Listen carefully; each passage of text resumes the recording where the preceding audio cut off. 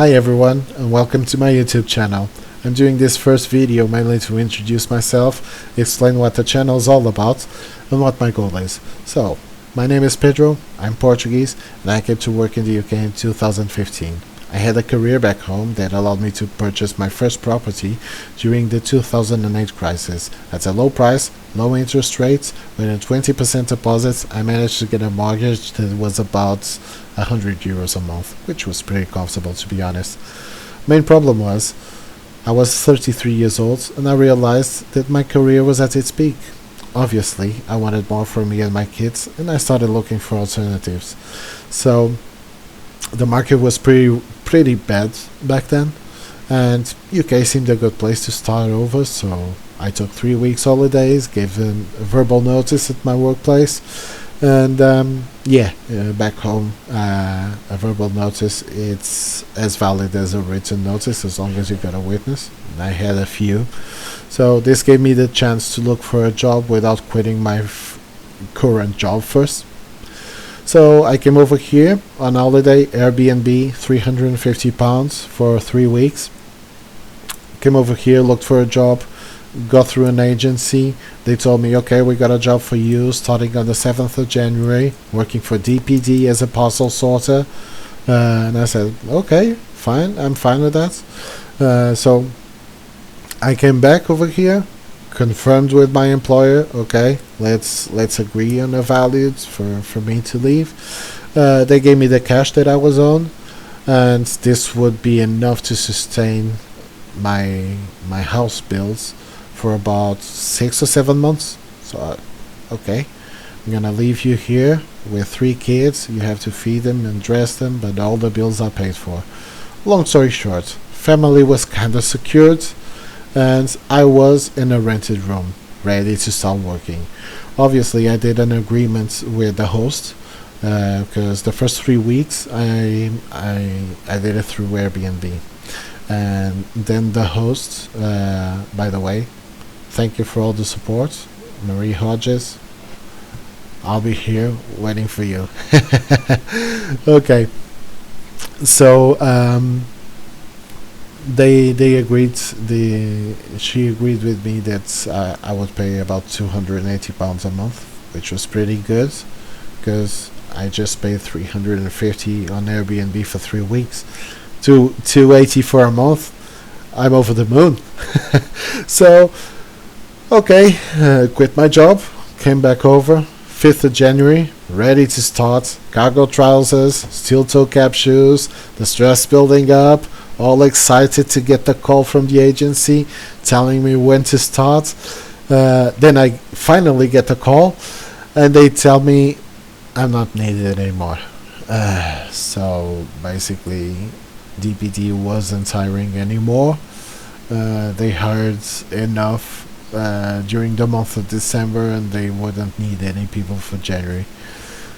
Okay, so at this point, I was in a foreign country with cash for a month's rent and about £100 left for food, basically.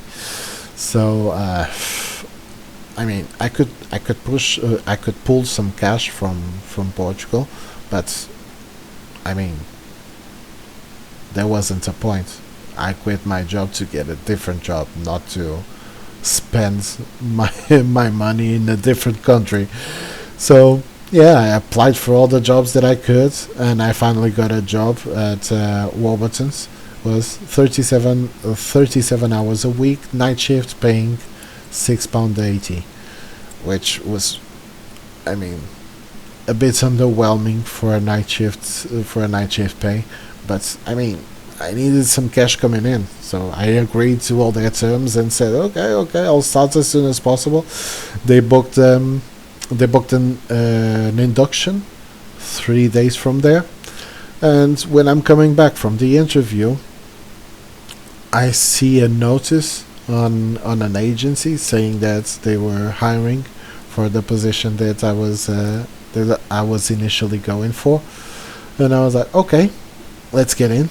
I went in, booked the interview, got everything done, and they told me, okay, tomorrow you got an induction over there. Needless to say that I never set foot at Warburton's.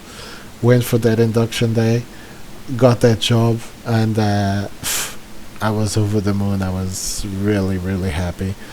Um, I came over, and at that point, I was like, okay, now I'm gonna. I mean, the wage was the same. The wage was the same. The only advantage was it was a day shift, and I had 40 hours a week instead of 37. So, a little extra pounds over there. But anyway, I was making about £200 a week, with the advantage that I had a direct bus. There was a bus station about 5 minutes away from home, and I had a direct bus from there to my workplace. It would cost me like £6 return ticket, and I was like, okay, perfect. 45-minute journey, by the way. So in total, it was like, let's say 50 minutes to an hour to get to my workplace and come back. It wasn't that bad, to be honest. So at this point, I got £200 a week income after tax, of course. Then I get I was working 4 days a week. That's £24, £24 a week for commute. I was spending about £20 a week in food, and the rent was 280 divided by, okay, it was about £70 a week. So in total, I was spending about 115, roughly £120 a week, earning £200 a week, and saving £80 a week. So this meant about 320 month for savings, which wasn't that bad. I mean, it was pretty decent, considering I was alone in the country. I didn't know anyone. I didn't go to pubs. I didn't go to restaurants. I didn't have extreme expenses, right? So I decided, well, since I'm spending all this time home, I might as well do some overtime. Yeah, because they told me if you do overtime up to 50 hours, we pay 150%. If you do up to 60 hours, we pay about 200%. And I was like, oh, right. Well, at this point, I'm working, and all my days off, I spend playing games, FaceTiming, or Skype, or WhatsApp, talking to people back home. I mean, I'm just wasting my time. Why wouldn't I use that time to work and earn some more money? And yeah, that's what happens. I boosted my wage up to £340 a week after tax, and now I was getting confident because my savings were about £200 a week. So,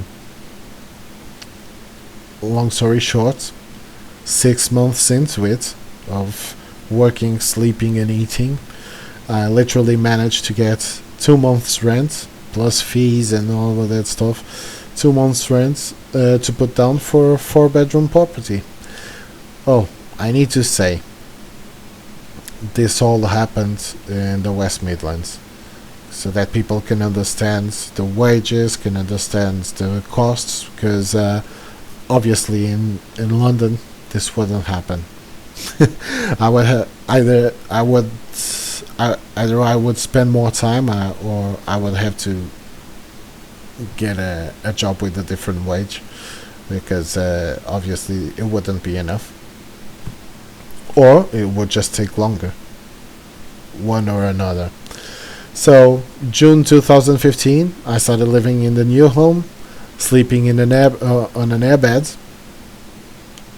Cost me like 30 or 40 pounds, if I'm not mistaken. With one oven, one plate, one fork, one knife, one spoon, one pot, one stock pot. I mean, I had one on each.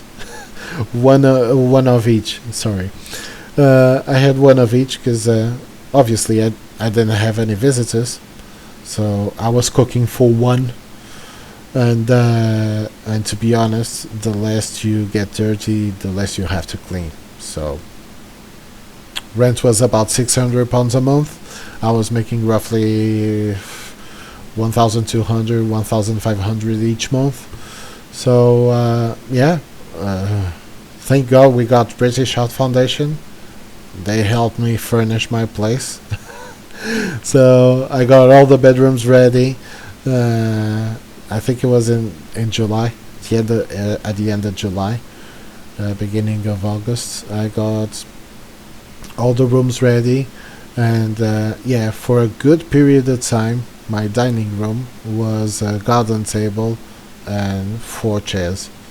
But all the rooms were set for the kids. Well, not really complete rooms, but they all had a bed, a mattress, and a wardrobe. So let's say we had the fundamentals. So in August, my family came over, and since I already knew the process, my wife took about 3 weeks, if I'm not mistaken. Either it was 3 or 5, I don't remember, because we spent a while in the beginning to get the kids into decent schools around our place, because obviously we didn't want the kids to travel, to take the bus to go to school and stuff. So we had to do some research, and we had to knock on a few doors just to get them into decent schools close to home. And then my wife, as soon as the kids were secured in school, my wife applied and got a job at my workplace. So for the following 4 years, we kept a normal life, going about once or twice a year to our country, either on holiday or to take care of some legal stuff. We kept buying some stuff like sofas, coffee table, trying to make it look like a home. But as long as we were in a rental place, I refused to buy anything new. I said, well, we're in a rented place. Sooner or later we're gonna move out, and I don't want to carry all of this with me. So basically, I said, well, we get this second hand. When we move out, we give it all to charity again. We don't have to pay for anyone to move anything. We just carry the minor stuff that we've got, and that's it. And we reached 2019. There was a big boom in the housing market back in Portugal, and my property that cost me £60,000 was now valued at £100,000. So obviously I sold it, paid all the taxes, everything I needed to pay over there, and after everything, I managed to get like £50,000, if I'm not mistaken. So we decided to put £10,000 aside to furniture the house. All the other costs like surveyors, solicitors, mortgage advisors, everything, all these other costs we already had saved during those 3 or 4 years. And now we could put a £40,000 deposit on this house. So in 2020 we started living on this property, and the advantage was this property was at a walking distance from work. Because I forgot to mention this, but in 2016, well, after my family came over, I realized that we couldn't carry the groceries for 5 people, so we got a car, and that increased made our life easier because we saved time going and getting from work. And we did the math, and it would balance one another between the time that we spent home and how much we were getting paid an hour for the time we spent on the bus. And I mean, I was losing roughly 2 hours a day, and she was losing 2 hours a day. So let's imagine £7, right? £7 is £15 a day for each of us that we were losing. We were losing about £30 a day, right? £30 a day over 5 days, it was about 150 pounds that we were losing just in time. So if we added the, the travel expenses, it would go up to roughly. I know that the total was about 200 pounds, if I'm not mistaken. I think it was about 250 pounds a month that we were spending. If we added the bus tickets plus the time and the cost per hour, etc. So I said, well, okay. With the car, I started spending about 300 a month. By moving to a place that was at a walking distance from work, basically we started saving £300. Obviously, through the years, the rent has increased, and then I was paying about £680, if I'm not mistaken. So if we take the 300 from there, it's already 380. Yeah, 380. That's exactly the amount we started saving just from moving to a property near our workplace.